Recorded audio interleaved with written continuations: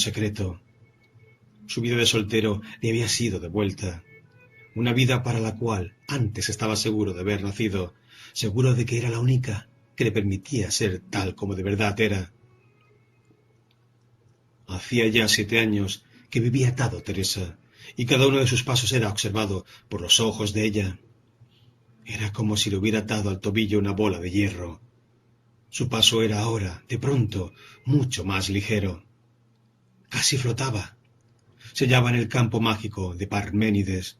Disfrutaba de la dulce levedad del ser.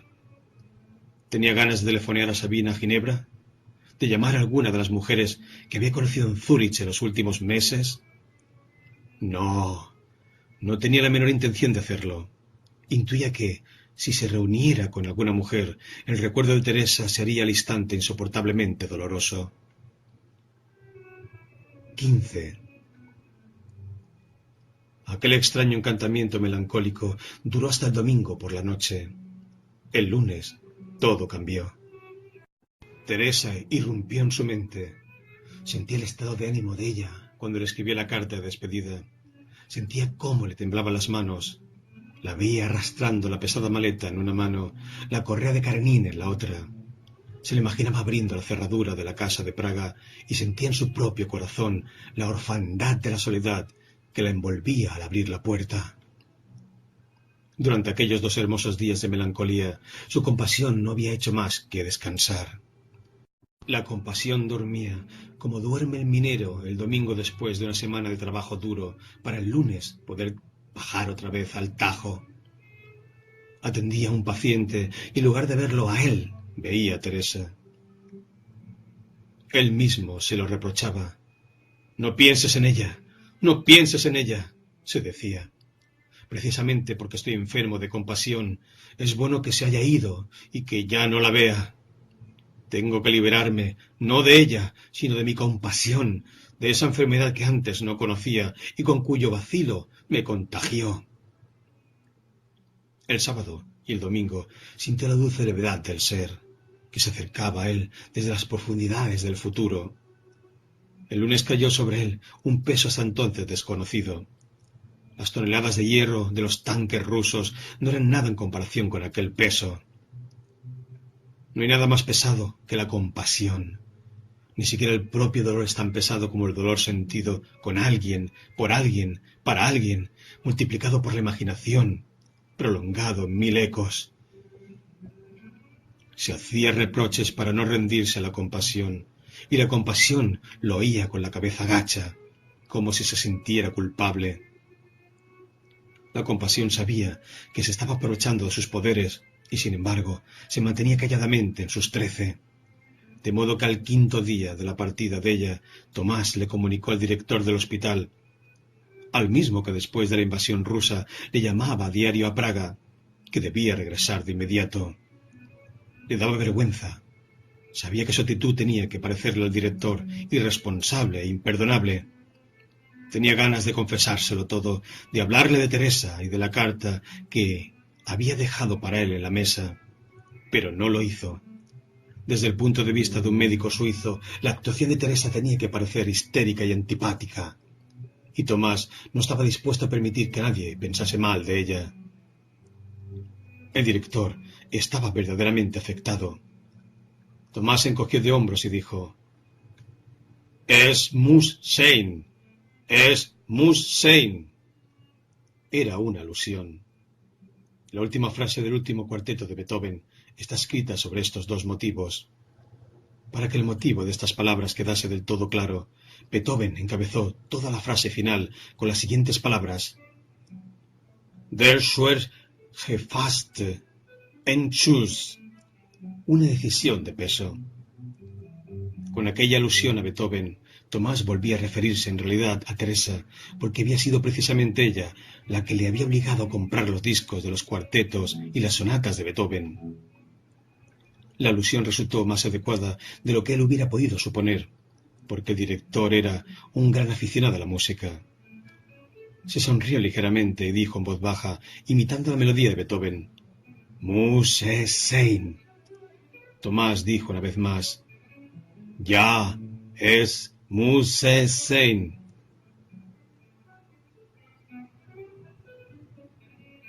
16.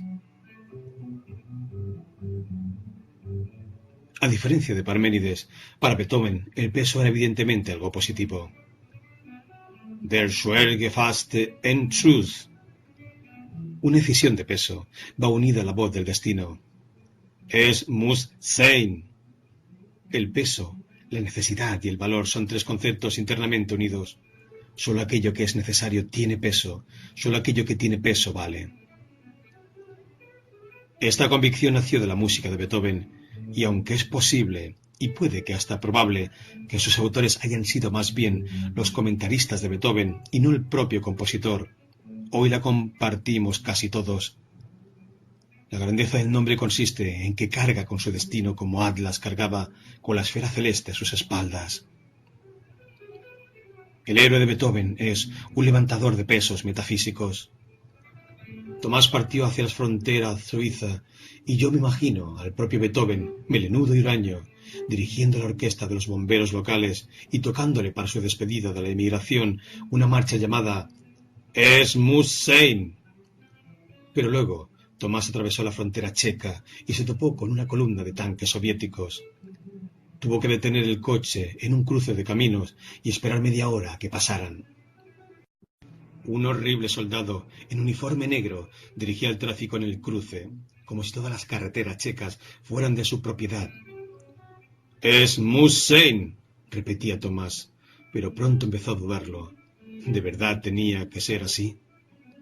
Sí, era insoportable permanecer en Zúrich e imaginarse a Teresa viviendo sola en Praga. ¿Pero cuánto tiempo le torturaría la compasión? ¿Toda la vida? ¿O todo un año? ¿O un mes? ¿O solo una semana? ¿Cómo podía saberlo? ¿Cómo podía comprobarlo? Cualquier colegial puede hacer experimentos durante la clase de física y comprobar si determinada hipótesis científica es cierta. Pero el hombre, dado que vive solo una vida, nunca tiene la posibilidad de comprobar una hipótesis mediante un experimento y por eso nunca llega a averiguar si debía haber prestado oído a su sentimiento o no. Con estos pensamientos abrió la puerta de la casa. Karenin le saltó a la cara y le hizo así más fácil el momento del encuentro. Las ganas de abrazar a Teresa, unas ganas que aún sentía en Zúrich en el momento de subir al coche, habían desaparecido por completo. Le parecía que estaba frente a ella en medio de una planicie nevada y que los dos temblaban de frío. 17. Desde el primer día de la ocupación, los aviones rusos volaban durante toda la noche sobre Praga. Tomás se había desacostumbrado a aquel ruido y no podía dormir. Daba vueltas en la cama mientras Teresa dormía y se acordaba de lo que había dicho hacía tiempo en una conversación intrascendente. Estaban hablando de su amigo Z y ella afirmó: «Si no te hubiera encontrado a ti, seguro que me hubiera enamorado de él». Ya, en esa ocasión aquellas palabras le produjeron a Tomás una extraña melancolía. Y es que de pronto se dio cuenta de que era mera casualidad el que Teresa lo amase a él y no a su amigo Z. Se dio cuenta de que, además del amor de ella por Tomás, hecho realidad, existe en el reino de lo posible una cantidad infinita de amores no realizados por otros hombres. Todos consideramos impensable que el amor de nuestra vida pueda ser algo leve, sin peso. Creemos que nuestro amor es algo que tenía que ser, que sin él nuestra vida no sería nuestra vida. Nos parece que el propio huraño Beethoven, con su terrible melena, toca para nuestro gran amor su Es muss sein. Tomás se acordaba del comentario de Teresa sobre el amigo Z y constataba que la historia del amor de su vida no iba acompañada del sonido de ningún Es muss sein, sino más bien por el de Es konnte auch anders sein. También podía haber sido de otro modo. Hace 7 años se produjo casualmente en el hospital de la ciudad de Teresa un complicado caso de enfermedad cerebral, a causa del cual llamaron con urgencia a consulta al director del hospital de Tomás. Pero el director tenía casualmente una ciática. No podía moverse y envió en su lugar a Tomás a aquel hospital local. En la ciudad había 5 hoteles, pero Tomás fue a parar casualmente justo a aquel donde trabajaba Teresa. Casualmente le sobró un poco de tiempo para ir al restaurante antes de la salida del tren. Teresa casualmente estaba de servicio y casualmente atendió la mesa de Tomás. Hizo falta que se produjeran 6 casualidades para empujar a Tomás hacia Teresa, como si él mismo no tuviera ganas. Regresó a Bohemia por su causa. Una decisión tan trascendental se basaba en un amor tan casual que no hubiera existido si su jefe no hubiera tenido la ciática hacía 7 años. Y aquella mujer, aquella personificación de la casualidad absoluta, yace ahora a su lado y respira profundamente mientras duerme. Estaba ya bien entrada la noche. Sentía que le empezaba a doler el estómago, tal como solía ocurrirle en los momentos de angustia. La respiración de ella se transformó 1 o 2 veces en un suave ronquido. Tomás no sentía en su interior ninguna clase de compasión. Lo único que sentía era la presión en el estómago y la desesperación por haber regresado. Segunda parte. El alma y el cuerpo. 1.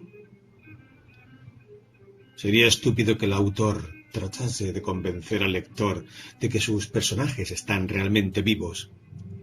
No nacieron del cuerpo de sus madres, sino de 1 o 2 frases sugerentes o de una situación básica. Tomás nació de la frase «Ein mal it's kein mal». Teresa nació de una barriga que hacía ruido. Cuando entró por primera vez en casa de Tomás, empezaron a sonarle las tripas. No es de extrañarse, no había almorzado ni cenado. Solo había comido a media mañana un sándwich en la estación antes de tomar el tren. Concentrada en su arriesgado viaje, se había olvidado de la comida. Pero aquel que no piensa en el cuerpo se convierte más fácilmente en su víctima. Era terrible encontrarse delante de Tomás y oír a sus propias vísceras hablar en voz alta. Tenía ganas de llorar. Por suerte Tomás la abrazó al cabo de 10 segundos y ella pudo olvidar los sonidos de su vientre. 2. Teresa nació, por lo tanto, de una situación que desvela brutalmente la irreconciliable dualidad del cuerpo y el alma de la experiencia humana esencial. Hace mucho tiempo, el hombre oía extrañado el sonido de un golpeteo regular dentro de su pecho y no tenía ni idea de su origen. No podía identificarse con algo tan extraño y desconocido como era el cuerpo. El cuerpo era una jaula y dentro de ella había algo que miraba, escuchaba, temía, pensaba y se extrañaba. Ese algo, ese resto que quedaba al sustraerle el cuerpo, eso era el alma. Hoy, por supuesto, el cuerpo no es desconocido. Sabemos que lo que golpea dentro del pecho es el corazón y que la nariz es la terminación de una manguera que sobresale del cuerpo para llevar oxígeno a los pulmones. La cara no es más que una especie de tablero de instrumentos en el que desembocan todos los mecanismos del cuerpo. La digestión, la vista, la audición, la respiración, el pensamiento. Desde que sabemos denominar todas sus partes, el cuerpo desasosiega menos al hombre. Ahora también sabemos que el alma no es más que la actividad de la materia gris del cerebro. La dualidad entre el cuerpo y el alma ha quedado velada por los términos científicos y podemos reírnos alegremente de ella como de un prejuicio pasado de moda. Pero basta que el hombre se enamore como un loco y tenga que oír al mismo tiempo el sonido de sus tripas. La unidad del cuerpo y el alma, esa ilusión lírica de la era científica, se disipa repentinamente. 3. Ella trataba de verse a sí misma a través de su cuerpo. Por eso se miraba con frecuencia al espejo. Como le daba miedo que la sorprendiera su madre, sus miradas al espejo tenían el cariz de un vicio secreto. No era la vanidad lo que la atraía hacia el espejo, sino el asombro al ver a su propio yo. Se olvidaba de que estaba viendo el tablero de instrumentos de los mecanismos corporales. Le parecía ver su alma, que se le daba a conocer en los rasgos de su cara. Olvidaba que la nariz no es más que la terminación de una manguera para llevar el aire a los pulmones. Vi en ella la fiel expresión de su carácter. Se miraba durante mucho tiempo y a veces le molestaba ver en su cara los rasgos de su madre. Se miraba entonces con un mayor ahínco y trataba, con su fuerza de voluntad, de hacer abstracción de la fisonomía de la madre, de restarla, de modo que en su cara quedase solo lo que era ella misma. Cuando lo lograba, aquel era un momento de embriaguez. El alma salía a la superficie del cuerpo como cuando los marinos salen a la bodega. Ocupan toda la cubierta, agitan los brazos hacia el cielo y cantan. 4. No solo era físicamente parecida a su madre, sino que a veces me parece que su vida no era más que una prolongación de la vida de la madre. Poco más o menos como la trayectoria de una bola de billar es solo la prolongación del movimiento de la mano del jugador. ¿Dónde y cuándo empezó aquel movimiento que posteriormente se convirtió en la vida de Teresa? Probablemente en el momento en que el abuelo de Teresa, un comerciante praguense, empezó a manifestar en voz alta su adoración por la belleza de su hija, la madre de Teresa. Ella tendría entonces 3 o 4 años, y él le contaba que se parecía a una de las Madonas de Rafael. La madre de Teresa, con sus 4 años, lo recordó perfectamente, y cuando más tarde estaba sentada en el banco del colegio, en lugar de prestar atención al profesor, pensaba en cuál sería el cuadro al que se parecía. Cuando llegó el momento de casarse tenían 9 pretendientes. Todos se arrodillaban en círculo a su alrededor. Ella estaba en medio, como una princesa, y no sabía cuál elegir. Uno era más guapo, el segundo más gracioso, el tercero más rico, el cuarto más deportivo, el quinto era de buena familia, el sexto le recitaba versos, el séptimo había viajado por todo el mundo, el octavo tocaba violín y el noveno era, de todos, el más varonil. Pero todos estaban arrodillados del mismo modo y tenían los mismos callos en las rodillas. Si al final eligió al noveno, no fue tanto porque fuera de todos el más varonil, sino porque, cuando ella le susurró al oído, «Ten cuidado, ten mucho cuidado», mientras hacían el amor, él intencionadamente no tuvo cuidado y ella tuvo que casarse a toda prisa con él, porque no consiguió a tiempo un médico que le hiciera un aborto. Así nació Teresa. Sus numerosísimos parientes vinieron de todos los rincones del país, se inclinaban sobre el cochecito y murmuraban. La madre de Teresa no murmuraba, callaba. Pensaba en los otros 8 pretendientes y todos le parecían mejores que aquel noveno. Al igual que su hija, también la madre de Teresa disfrutaba mirándose al espejo. Un día comprobó que tenía un montón de arrugas alrededor de los ojos y se dijo que su matrimonio era un absurdo. Encontró un hombre nada varonil, que llevaba ya varias estafas y 2 divorcios. Odiaba a los amantes que tienen callos en las rodillas. Tenía unas ganas furiosas de ser ella quien se arrodillase. Cayó de rodillas ante el estafador y dejó al marido y a Teresa. El hombre más varonil se convirtió en el hombre más triste. Estaba tan triste que todo le daba lo mismo. Decía en todas partes en voz alta lo que pensaba, y la policía comunista, estupefacta ante sus desorbitadas afirmaciones, lo detuvo, lo condenó y lo encarceló. A Teresa la echaron de la casa precintada y fue a parar a la de su madre. El hombre más triste murió al poco tiempo en la cárcel, y la madre, el estafador y Teresa se trasladaron a un piso pequeño en un pueblo de montaña. El padrastro de Teresa trabajaba en una oficina, la madre de vendedora en una tienda. Parió otros 3 hijos. Después volvió a mirarse al espejo y comprobó que era vieja y fea. 5. Cuando constató que lo había perdido todo, se puso a buscar al culpable. Todos tenían la culpa. Culpable era el primer marido varonil, y no amado, que no le hizo caso cuando le susurró al oído que tuviera cuidado.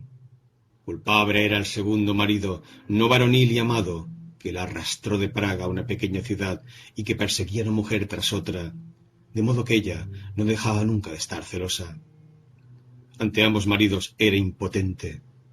La única persona que le pertenecía y no podía huir, el rehén que podía pagar por todos los demás, era Teresa.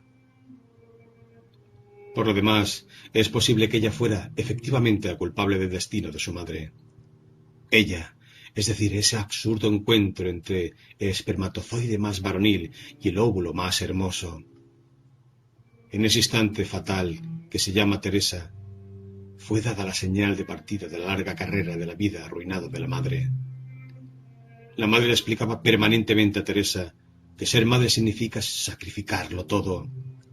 Sus palabras resultaban convincentes porque tras ellas estaba la vivencia de una mujer que lo había perdido todo por su hija.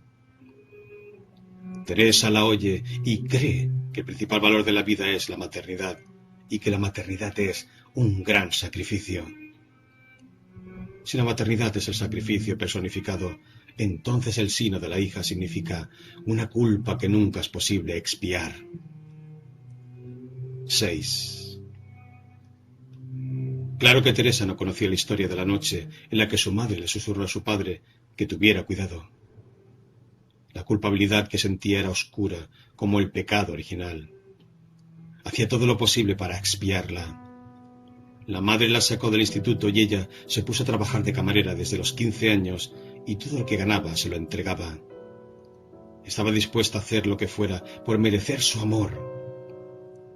Se ocupaba de la casa, atendía a sus hermanos, limpiaba y lavaba la ropa todos los domingos. Fue una lástima, porque en el instituto era la mejor dotada de toda la clase. Le hubiera gustado llegar más alto, pero en esa pequeña ciudad no existía para ella ningún más alto. Teresa lavaba la ropa y junto al fregadero tenía un libro apoyado. Pasaba las hojas y sobre el libro caían gotas de agua. En su hogar no existía la vergüenza. La madre andaba por casa en ropa interior, algunas veces sin sostén, algunas veces, en los días de verano, desnuda. El padrastro no andaba desnudo, pero entraba en el cuarto de baño cada vez que Teresa se estaba bañando. Una vez cerró la puerta del baño por ese motivo y la madre le hizo un escándalo. ¿Quién te crees que eres? ¿Qué te has creído? ¿Te piensas que alguien va a comerse tus encantos?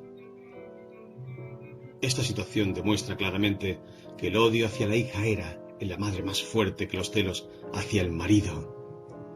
La culpa de la hija era infinita e incluía también las infidelidades del marido. Y el que la hija quisiera emanciparse y reclamarse algunos derechos, por ejemplo, el cerrar la puerta del cuarto de baño, era para la madre más inaceptable que un eventual interés sexual del marido por Teresa. En cierta ocasión la madre se paseaba en invierno desnuda, con la luz encendida. Teresa se apresuró enseguida a correr las cortinas para que no viesen a la madre desde la casa de enfrente. Oyó detrás de sí la risa de ella. Un día más tarde vinieron a visitar a su madre unas amigas, la vecina, una compañera de la tienda, la maestra local y unas 2 o 3 mujeres más que tenían la costumbre de reunirse periódicamente. Teresa, junto con el hijo de una de ellas, que tenía 16 años, entró a verla a su momento a la habitación. La madre lo aprovechó inmediatamente para contar que la hija había pretendido defender su intimidad el día anterior. Se rió y todas las mujeres rieron con ella. Luego la madre dijo: Teresa no quiere hacerse la idea de que el cuerpo humano mea y echa pedos. Teresa estaba roja de vergüenza, pero la madre continuaba: ¿Hay algo malo en eso? Y ella misma respondió de inmediato a su pregunta.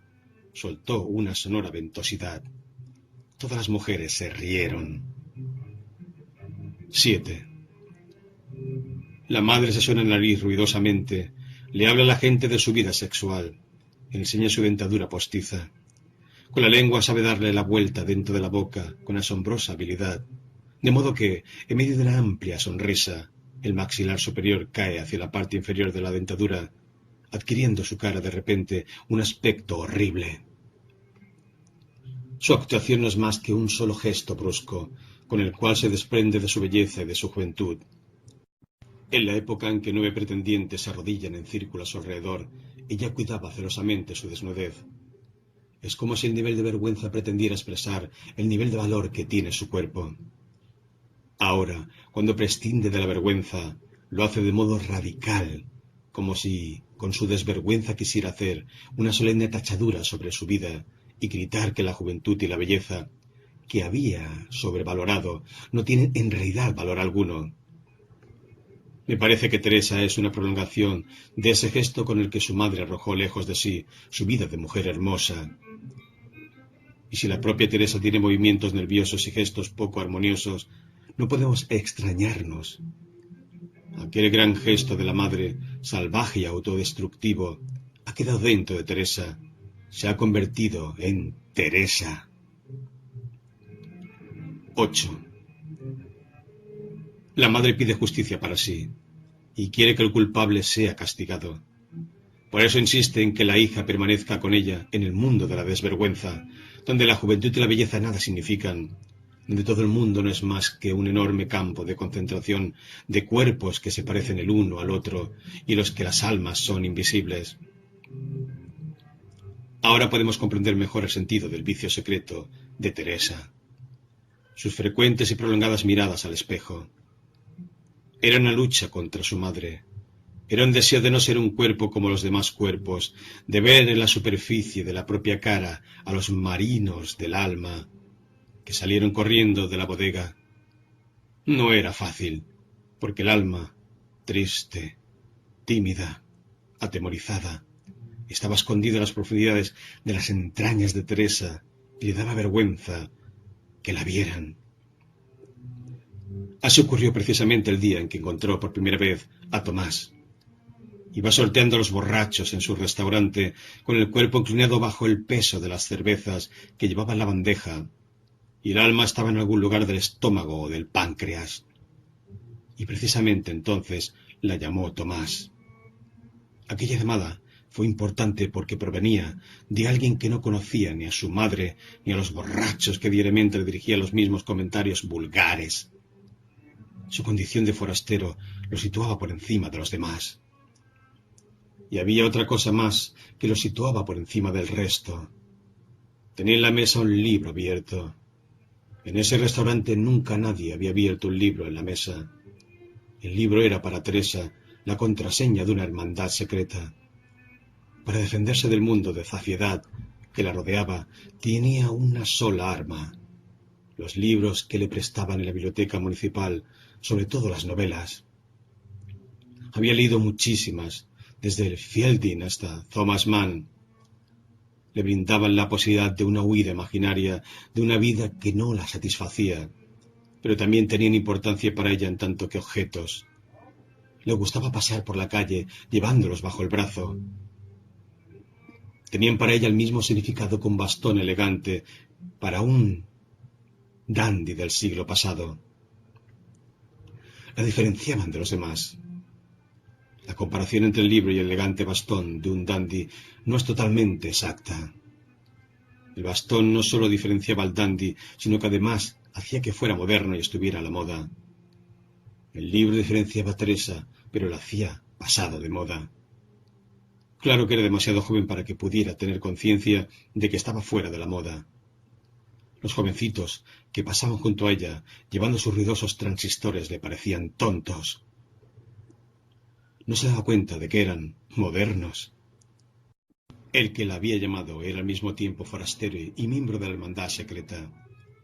La llamó con voz amable y Teresa sintió que su alma pugnaba por salir por todas las arterias, las venas y los poros para mostrársele. 9. Cuando Tomás regresó de Zúrich a Praga, le invadió una sensación de malestar al pensar que su encuentro con Teresa había sido producido por 6 casualidades improbables.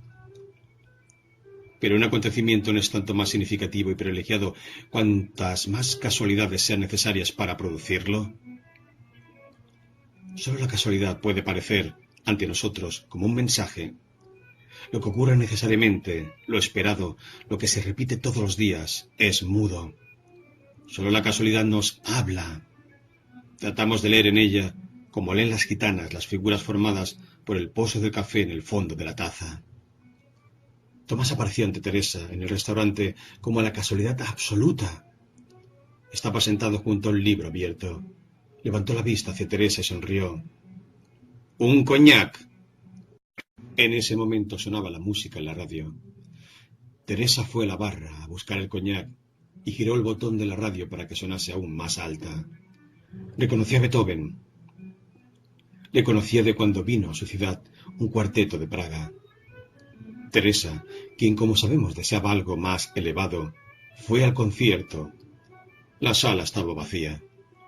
Además de ella solo estaban el farmacéutico local y su mujer, de modo que en el escenario había un cuarteto de músicos y la sala un trío de oyentes.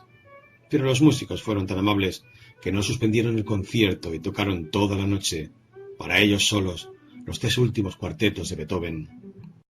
Después, el farmacéutico invitó a los músicos a cenar y le pidió a la oyente desconocida que les acompañara. Desde entonces Beethoven se convirtió en la imagen del mundo al otro lado, del mundo que deseaba.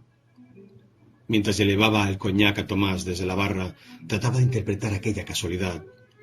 ¿Cómo es posible que precisamente mientras le lleva el coñac a ese desconocido que le gusta, oiga Beethoven? No es la necesidad, sino la casualidad, la que está llena de encantos. Si el amor debe ser inolvidable, las casualidades deben volar hacia él desde el primer momento, como los pájaros hacia los hombros de San Francisco de Asís. 10. La llamó para decirle que quería la cuenta. Cerró el libro, la contraseña de la hermandad secreta, y a ella le dieron ganas de preguntarle qué estaba leyendo. ¿Me lo puede apuntar a mi habitación?, preguntó él. Sí, dijo. ¿Qué número tiene? Le enseñó la llave, a la cual estaba atada una plaquita de madera y en ella pintado un 6 de color rojo. Es curioso, dijo ella. La número 6. ¿Qué tiene de curioso?, preguntó él. Se había acordado de que, cuando vivía en Praga y sus padres aún no se habían divorciado, su casa llevaba el número 6. Pero dijo otra cosa, y nosotros podemos valorar su astucia. Usted tiene la habitación número 6, y yo termino de trabajar a las 6. Y mi tren sale a las 7, dijo el hombre desconocido. No sabía qué decir. Le dio la cuenta para que la firmase y la llevó a la recepción. Cuando terminó de trabajar, el forastero ya no estaba sentado a la mesa. ¿Había comprendido su discreto mensaje? Salió del restaurante muy nerviosa. Enfrente había un parquecillo ralo. El pobre parquecillo de una pequeña y sucia ciudad, que siempre había representado para ella una pequeña isla de belleza. Había un trozo de césped, 4 chopos, algunos bancos, un sauce llorón y una mata de forsythia. Estaba sentado en un banco amarillo, desde el cual se veía la entrada al restaurante. Precisamente en aquel banco había estado sentada ayer, con un libro en el regazo. En aquel momento supo, los pájaros de la casualidad volaban hacia sus hombros, que aquel hombre desconocido le estaba predestinado. La llamó, le invitó a que se sentase junto a él. Los marinos de su alma salieron corriendo a la cubierta del cuerpo. Luego lo acompañó a la estación y al despedirse de él, le dio su tarjeta con su número de teléfono. Si alguna vez viene por casualidad a Praga... 11. Mucho más que la tarjeta que le entregó en el último momento fueron las instrucciones de la casualidad. El libro, Beethoven, el número 6, el banco amarillo del parque, las que le dieron el valor para irse de casa y cambiar su destino. Fueron posiblemente aquellas casualidades, por lo demás bastante modestas, grises, francamente dignas de aquella ciudad insignificante, las que pusieron su amor en movimiento y se convirtieron en una fuente de energía que ella no agotará hasta el fin de su vida.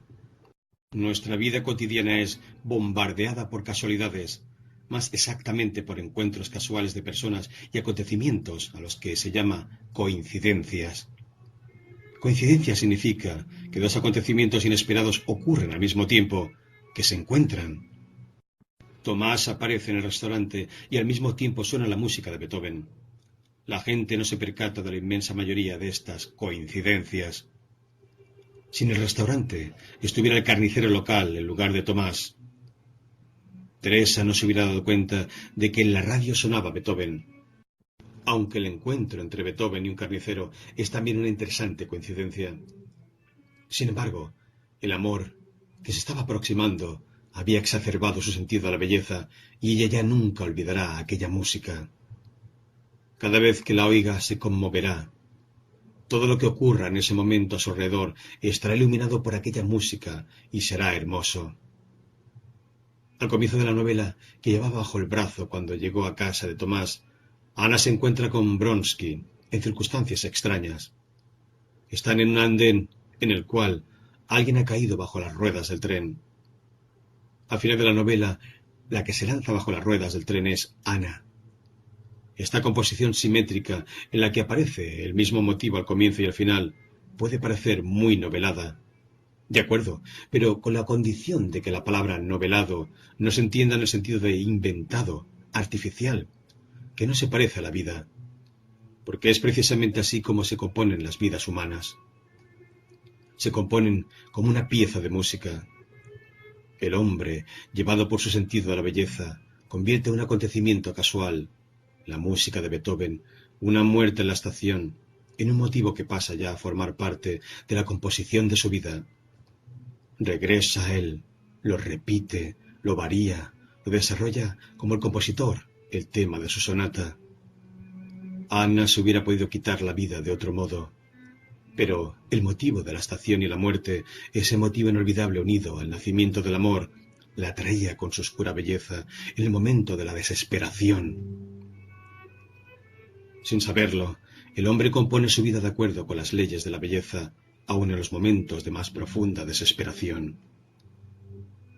Por eso no es posible echarle en cara a la novela que esté fascinada por los secretos encuentros de las casualidades, como el encuentro de Bronsky, Ana, el andén y la muerte o el encuentro de Beethoven, Tomás, Teresa y el coñac. Pero es posible echarle en cara al hombre el estar ciego en su vida cotidiana con respecto a tales casualidades y dejar así que su vida pierda la dimensión de la belleza. 12. Tras haber sido despertada por los pájaros de la casualidad que se posaban en sus hombros, y sin decirle nada a su madre, cogió una semana de vacaciones y tomó el tren. Iba con frecuencia al retrete a mirarse al espejo y pedirle a su alma que en el día decisivo de su vida no abandonase ni por un segundo la cubierta de su cuerpo. Mientras estaba así, mirándose, de pronto se asustó. Sintió una punzada a la garganta. ¿Iría a enfermarse en el día decisivo de su vida? Pero ya no había marcha atrás. Le llamó desde la estación, y cuando él abrió la puerta, su barriga empezó a hacer un ruido horrible. Le daba vergüenza. Era como si tuviera en el vientre su madre riéndose para estropearle su encuentro con Tomás. Al comienzo tuvo la sensación de que por culpa de esos sonidos de mal gusto iba a echarla, pero la abrazó. Ella se sentía agradecida de que no hiciera caso de sus ruidos y por eso lo besaba apasionadamente y se le nublaba la vista. No había pasado un minuto y ya estaban haciendo el amor. Mientras hacían el amor, ella gritaba. En ese momento ya tenía fiebre. Era una gripe. La embocadura de la manguera que lleva el oxígeno a los pulmones estaba taponada y enrojecida. Después llegó por segunda vez con una pesada maleta en la que había metido todas sus cosas, decidida a no volver nunca más a la pequeña ciudad. La invitó a que fuera a su casa al día siguiente. Durmió en el hotel barato y por la mañana llevó la maleta a la consigna de la estación, y el resto del día lo pasó vagando por Praga con Ana Karenina bajo el brazo. A la noche tocó el timbre. Él abrió la puerta y ella no soltó el libro de la mano, como si fuera la entrada al mundo de Tomás. Era consciente de que no tenía nada más que esta mísera entrada y le daban ganas de llorar. Para no llorar, hablaba más que de costumbre, en voz más alta, y reía. Y nuevamente la tomó en sus brazos a poco de llegar, e hicieron el amor. Penetró en una niebla en la que no se veía nada, solo se la oía gritar a ella. 13.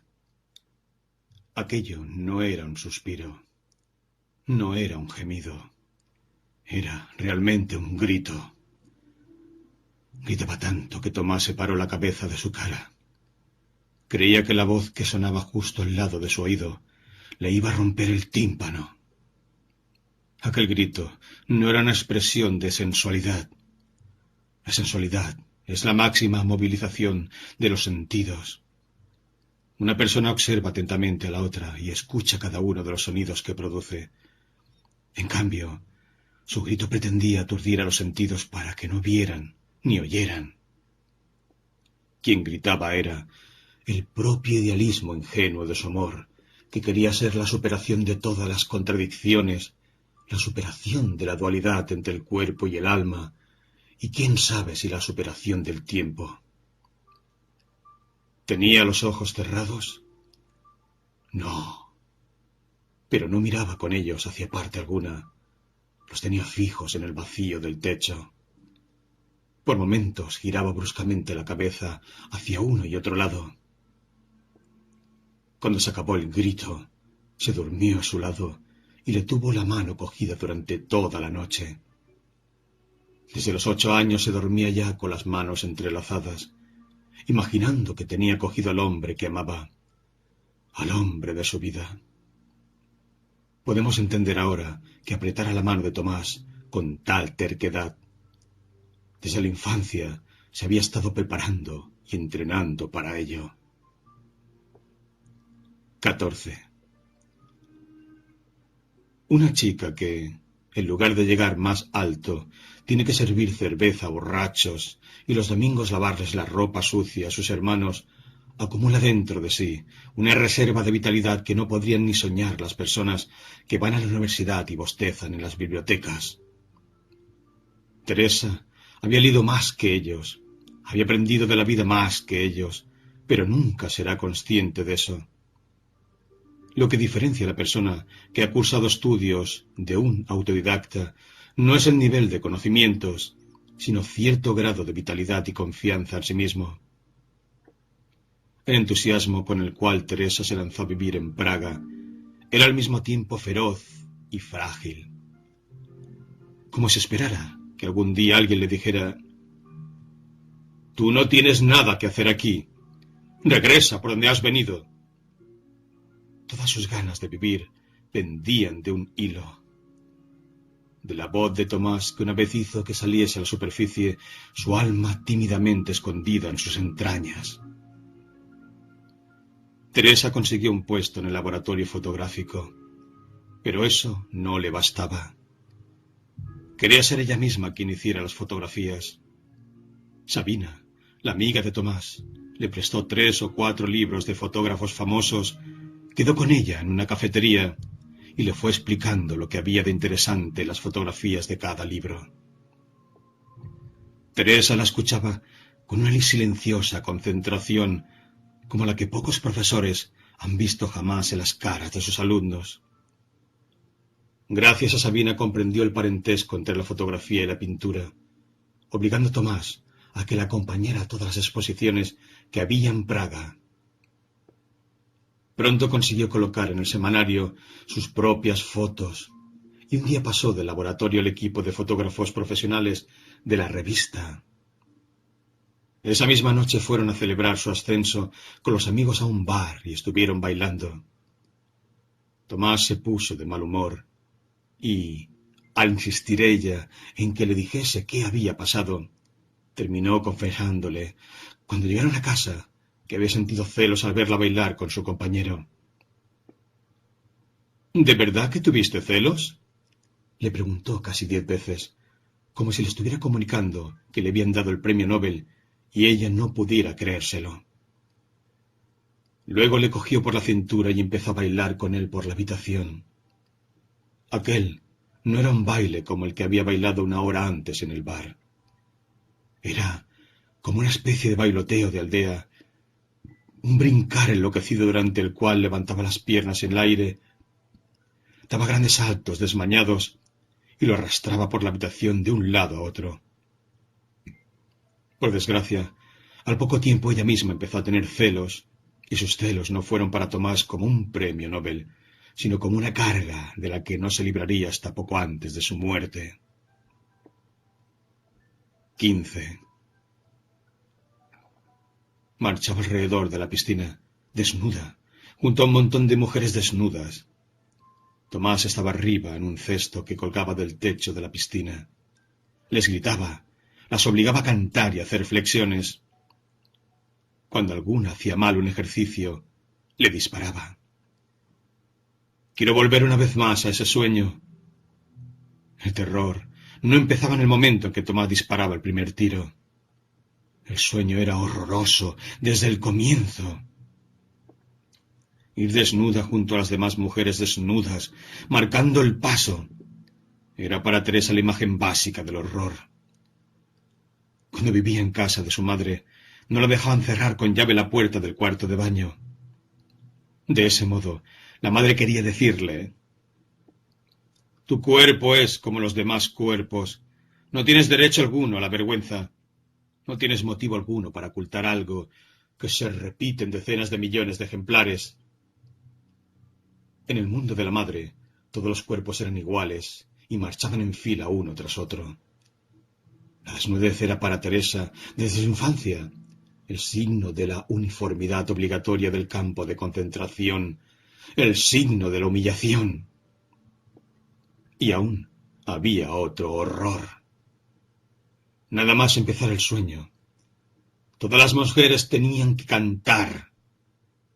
No era sólo que sus cuerpos fuesen iguales, igualmente despreciables, que fueran meros mecanismos sonoros sin alma, sino que además las mujeres se alegraban de ello. Aquella era la alegre solidaridad de las imbéciles. Las mujeres estaban felices de verse deshecho de la carga del alma, de ese ridículo orgullo, de la ilusión de la excepcionalidad, felices de ser, por fin, todas iguales. Teresa cantaba con ellas, pero no se alegraba. Cantaba por temor a que, si no lo hiciera, las mujeres la mataran.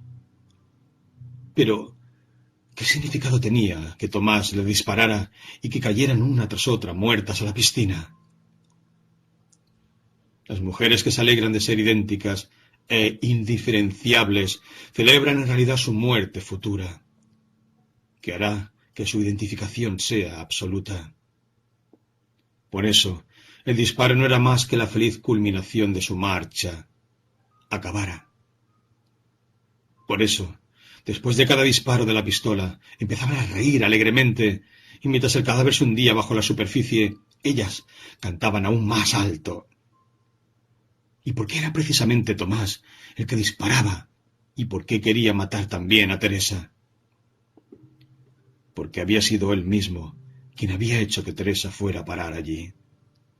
Eso era lo que quería decirle a Tomás el sueño, ya que Teresa era incapaz de decírselo por su cuenta. Ella había venido a buscarlo para huir del mundo de la madre, donde todos los cuerpos eran iguales. Había venido a buscarlo para que su cuerpo se volviese único e irreemplazable. Y ahora él volvía a dibujar el signo de la igualdad entre ella y las otras. A todas las besa igual, las acaricia igual. No hace ninguna diferencia entre el cuerpo de Teresa y otros cuerpos. De ese modo, la había mandado de vuelta al mundo del que quería escapar. La había mandado a marchar desnuda junto a otras mujeres desnudas. 16. Soñaba alternadamente 3 seriales de sueños. El primero, en el que la atacaban las gatas. Hablaba de sus sufrimientos mientras vivía. El segundo serial mostraba su ejecución en innumerables variaciones. El tercero hablaba de su vida después de muerta, en la cual su humillación se convertía en una situación que no tenía fin. En estos sueños no había nada que descifrar. Las acusaciones que iban dirigidas a Tomás eran tan claras que lo único que él podía hacer era callar y acariciar la mano de Teresa con la cabeza gacha. Además de explícitos, aquellos sueños eran hermosos. Esta es una circunstancia que se le escapó a Freud en su teoría de los sueños. El sueño no es solo un mensaje, eventualmente un mensaje cifrado, sino también una actividad estética, un juego de la imaginación que representa un valor en sí mismo. El sueño es una prueba de que la fantasía, la ensoñación referida a lo que no ha sucedido, es una de las más profundas necesidades del hombre. Esta es la raíz de la traicionera peligrosidad del sueño. Si el sueño no fuera hermoso, sería posible olvidarlo rápidamente. Pero ella regresaba constantemente a sus sueños, volvía a proyectárselos, los transformaba en leyendas. Tomás vivía bajo el hipnótico encanto de la atormentadora belleza de los sueños de Teresa. Teresa, Teresita, ¿a dónde te me escapas? Si sueñas todos los días con la muerte, como si de verdad quisieras irte, le dijo mientras estaban sentados uno frente al otro en un bar. Era de día. La razón y la voluntad estaban de nuevo en el poder. Una gota de vino se deslizaba lentamente por el cristal de la copa, y Teresa decía: «No es culpa mía, Tomás. Lo entiendo. Sé que me quieres. Sé que lo de las infidelidades no es ninguna tragedia». Lo miraba con amor, pero tenía miedo de la noche siguiente, tenía miedo de sus sueños. Su vida estaba desdoblada. El día y la noche luchaban por ella. 17. Aquel que quiere permanentemente llegar más alto, tiene que contar con que algún día le invadirá el vértigo. ¿Qué es el vértigo? ¿El miedo a la caída? ¿Pero por qué también nos da vértigo en un mirador provisto de una valla segura? El vértigo es algo diferente del miedo a la caída. El vértigo significa que la profundidad que se abre entre nosotros nos atrae, nos seduce, despierta en nosotros el deseo de caer, del cual nos defendemos espantados. La comitiva de mujeres desnudas alrededor de la piscina, los cadáveres en el coche fúnebre, que se alegraban de que Teresa estuviese muerta como ellos, ese era el abajo que le espantaba, del cual ya había huido una vez, pero que la seducía en secreto. Ese era su vértigo. Era la llamada de una dulce, casi alegre, renuncia a su destino y a su alma. Era la llamada de la solidaridad de los imbéciles, y en sus momentos de debilidad sentía ganas de obedecer a esa llamada y volver a casa de su madre. Sentía ganas de ordenar que los marinos del alma se retirasen de la cubierta del cuerpo, de sentarse con las amigas de la madre y reírse de que una de ellas ha soltado una sonora ventosidad, de marchar con ellas desnuda alrededor de la piscina y de cantar. 18. Es cierto que hasta que se fue de casa, Teresa había estado luchando con su madre, pero no olvidemos que al mismo tiempo sentía por ella un amor no correspondido. Hubiera sido capaz de hacer por ella cualquier cosa con tal de que la madre se lo hubiera pedido con voz amorosa. Y si encontró la fuerza necesaria para marcharse, fue porque nunca llegó a oír esa voz. Cuando la madre comprendió que su agresividad había perdido su poder sobre la hija, empezó a escribirle a Praga cartas llenas de lamentaciones. Se quejaba del marido, del jefe, de su salud, de sus hijos, y decía que Teresa era la única persona que le quedaba en la vida. A Teresa le pareció que por fin oía la voz del amor materno, de ese amor que había estado deseando durante 20 años, y tuvo ganas de volver. Sus ganas de volver aumentaban porque se sentía débil. Las infidelidades de Tomás le descubrieron de pronto su propia impotencia, y de la sensación de impotencia nació el vértigo, el inmenso deseo de caer. Una vez la llamó la madre. Parece que tiene cáncer. Apenas le quedan ya unos meses de vida. Aquella noticia transformó en rebelión la desesperación de Teresa por las infidelidades de Tomás. Se echaba en cara haber traicionado a la madre por un hombre que no la amaba. Estaba dispuesta a olvidar todos los sufrimientos que la madre le había producido. Ahora estaba dispuesta a comprenderla. En realidad, las dos estaban en la misma situación. La madre ama al padrastro igual que ama Teresa a Tomás, y el padrastro hace padecer a la madre con sus infidelidades igual que Tomás tortura a Teresa. Si la madre había sido mala con Teresa, fue solo porque sufría demasiado. Le habló a Tomás de la enfermedad de la madre y le comunicó que se tomaría una semana de vacaciones para ir a verla. Su voz estaba llena de rebeldía. Como si intuyese que lo que atraía a Teresa hacia la madre era el vértigo, a Tomás le disgustó la idea del viaje. Llamó al hospital de la pequeña ciudad. El sistema de control de los casos de cáncer es muy preciso en Bohemia, de modo que le fue muy fácil comprobar que a la madre de Teresa nunca le habían encontrado nada que fuese sospechoso de cáncer y que, además, durante el último año no había ido nunca al médico. Ella le hizo caso a Tomás y no fue a ver a su madre. Pero ese mismo día se hizo un raspón en la rodilla al caerse en la calle. Su andar se volvió inseguro y casi todos los días se caía en algún sitio. Se lastimaba con algo o, por lo menos, dejaba caer algo que tenía en la mano. Había en ella un deseo insuperable de caer. Vivía en un vértigo permanente. Aquel que se cae está diciendo: «¡Levántame!». Tomás la levantaba pacientemente. 19. Quisiera hacer el amor contigo en mi estudio, como en un escenario. Alrededor habría gente y no podrían acercarse ni un paso, pero no podrían quitarnos los ojos de encima. Con el paso del tiempo, aquella imagen iba perdiendo su crueldad inicial y empezaba a excitarla. Varias veces le recordó al oído aquella situación a Tomás mientras hacían el amor. Se le ocurrió que existía una manera de escapar de la condena que veía en las infidelidades de Tomás. Que la lleve consigo, que la lleve cuando vaya a ver a sus amantes.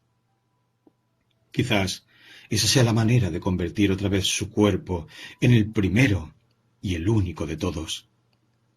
El cuerpo de ella se volvería un alter ego de él, su ayudante y su asistente. Yo te desnudaré, te lavaré en el baño y después te las traeré.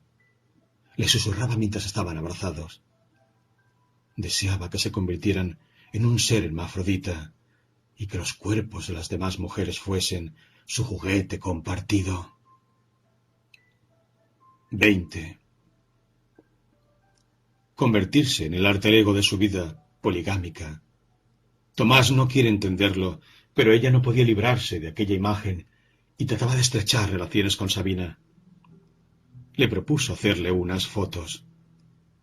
Sabina le invitó a su estudio y ella pudo ver por fin aquella amplia habitación en medio de la cual había una cama ancha en forma de cuadrado, como un podio. «Es una vergüenza que no hayas venido nunca a mi casa», le decía Sabina y le enseñaba los cuadros que estaban apoyados contra la pared. Incluso sacó de alguna parte una obra antigua que había hecho cuando aún estaba en la escuela. Representaba una fábrica en construcción. La había pintado en una época en que la escuela exigía el más severo realismo. El arte no realista era considerado entonces como una subversión del socialismo, y Sabina, llevada por el espíritu deportivo de la apuesta, trataba de ser aún más severa que los profesores y pintaba sus cuadros de modo que no se reconociesen las huellas del pincel y pareciesen fotografías en color. Este cuadro se me estropeó. Me cayó una mancha de pintura roja. Al principio estaba muy disgustada, Pero luego aquella mancha empezó a gustarme porque parecía una grieta.